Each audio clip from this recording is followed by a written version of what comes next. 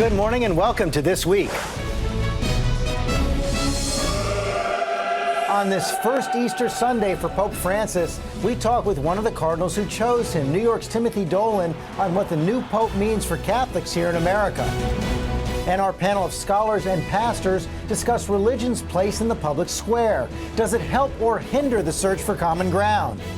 Our Powerhouse Roundtable takes on all the week's politics, including the Supreme Court's struggle with marriage equality. And this sort of skim milk marriage. When did it become unconstitutional to exclude homosexual couples from marriage? The voice of those children is important in this case, don't you think? And North Korea declares a state of war. How real is the threat?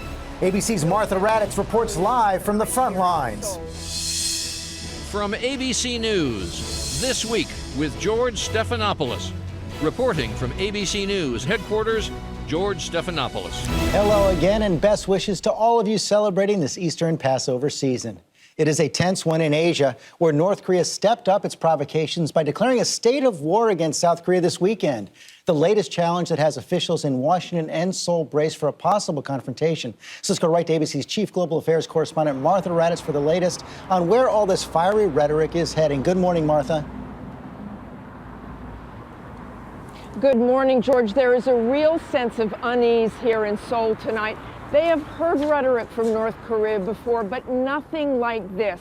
And this is different. This is a new leader, a young leader. No one knows how he will react. And this time, the U.S. and South Korea are really pushing back. We had those B-2 stealth bombers last week make a round trip from Missouri and drop inert bombs in an exercise here. That has got people on edge, what the U.S. was trying to do, what message they were trying to send. And they have also said, we have a range of options to counter the provocation and threats, and we hope we never have to put those into effect, George. But there is always room for misjudgment, miscalculation here. Martha, is there any contact at all between officials in Washington and top North Korean officials?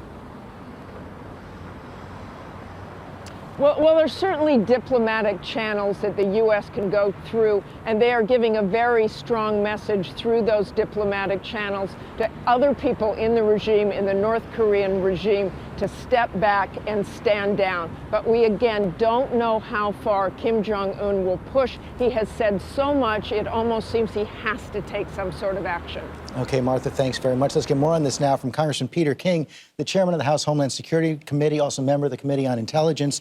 And you have seen the intelligence. I know you can't divulge all of the intelligence, but North Korea has been talking about reaching the United States with missiles. Is that an empty threat? It's not an empty threat. I wouldn't be that concerned about them hitting the mainland U.S. right now, or even any U.S. territory. I think the real threat is to what North Korea might be boxing itself into. Kim Jong-un is trying to establish himself. He's trying to be the tough guy. He is 28, 29 years old, and he keeps going further and further out. And I don't know if he can get himself back in. So my concern would be that he may feel a safe face. He has to launch some sort of an attack on South Korea or some base in the Pacific. And then the president of Korea, President Park, the new president, is much more pro-Western and much more hardline than his predecessor, her predecessor. And so she may respond against North Korea, and then we end up with a... So it just spirals out of control. Yeah. You know, there are no direct contacts between the White House and the North Korean leadership or Kim Jong-un.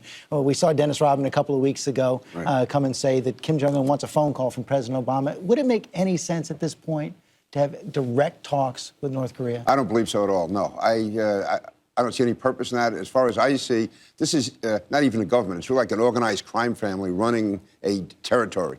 They are brutal. He is brutal. His father's brutal. His grandfather's brutal. And I don't see any purpose at all in doing that. It would also, I think, demoralize our allies in Asia, certainly in South Korea. And it would, to me, serve no constructive purpose whatsoever. Okay, Congressman, thanks very much.